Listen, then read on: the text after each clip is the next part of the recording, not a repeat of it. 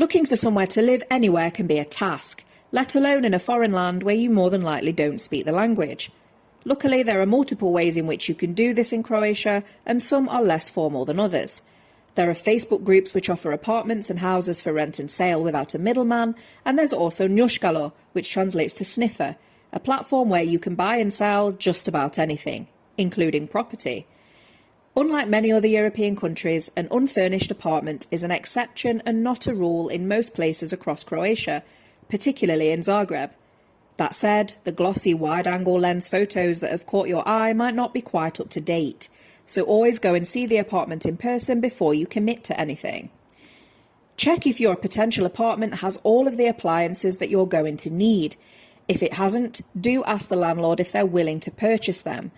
You can also hire a real estate agency to help you out with your hunt, but in that case, you'll probably end up paying through the nose. If you've got the extra cash to spare, it would be much wiser to invest it in a lawyer. They'll be able to explain all of the details of the contract to you and make sure you understand everything. This is very important if the contract is not in English. Sites for finding apartments let you search via maps, so, based on what you're looking for, you can filter and narrow down your search in order to find a location that suits you best.